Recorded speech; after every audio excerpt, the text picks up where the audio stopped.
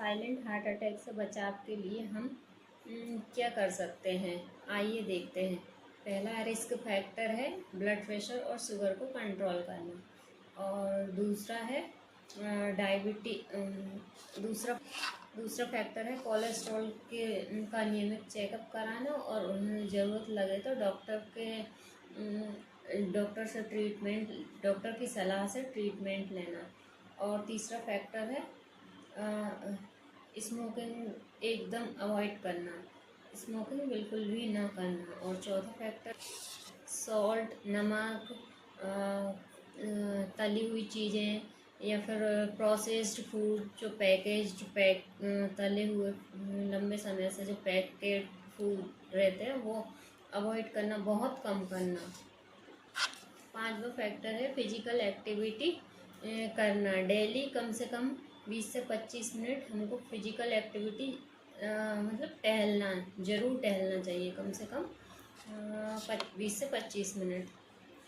और छठवा फैक्टर है नींद या फिर स्ट्रेस मैनेजमेंट करना।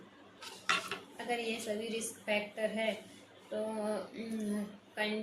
नियमित एक रेगुलर टाइम पर जांचें करवाते रहना है। रिस्क फैक्टर जैसे कि ब्लड प्रेशर, शुगर और हार्ट की कोई प्रॉब्लम या कोलेस्ट्रॉल बढ़ा हुआ है, ये सारी प्रॉब्लम्स अगर है तो बिल्कुल नियमित जांच कराएं और डॉक्टर की सलाह से दवाइयाँ लें। और जैसे कि दवाइयाँ अगर डॉक्टर की सलाह से चल रही है तो वो बिना सलाह के बंद ना करें।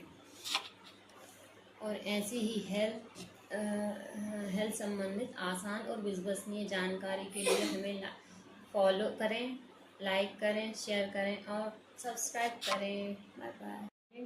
साइलेंट हार्ट अटैक से बचाव के लिए हम क्या कर सकते हैं, आइए देखते हैं। पहला रिस्क फैक्टर है ब्लड प्रेशर और शुगर को कंट्रोल करना, और दूसरा है दूसरा फैक्टर है कोलेस्ट्रॉल का नियमित चेकअप कराना, और उन्हें ज़रूरत लगे तो डॉक्टर की सलाह से ट्रीटमेंट लेना। और तीसरा फैक्टर है स्मोकिंग एकदम अवॉइड करना, स्मोकिंग बिल्कुल भी ना करना। और चौथा फैक्टर सॉल्ट, नमक, तली हुई चीज़ें या फिर प्रोसेस्ड फूड, जो तले हुए लंबे समय से जो पैकेट फूड रहते हैं वो अवॉइड करना, बहुत कम करना। पांचवा फैक्टर है फिजिकल एक्टिविटी करना। डेली कम से कम 20 से 25 मिनट हमको फिजिकल एक्टिविटी मतलब ज़रूर टहलना चाहिए, कम से कम 20 से 25 मिनट। और छठवा फैक्टर है नींद या फिर स्ट्रेस मैनेजमेंट करना। अगर ये सभी रिस्क फैक्टर है तो नियमित एक रेगुलर टाइम पर जांचें करवाते रहना है। रिस्क फैक्टर जैसे कि ब्लड प्रेशर, शुगर और हार्ट की कोई प्रॉब्लम या कोलेस्ट्रॉल बढ़ा हुआ है, ये सारी प्रॉब्लम्स अगर है तो बिल्कुल नियमित जांच कराएं और डॉक्टर की सलाह से दवाइयाँ लें। और जैसे कि दवाइयाँ अगर डॉक्टर की सलाह से चल रही है तो वो बिना सलाह के बंद ना करें।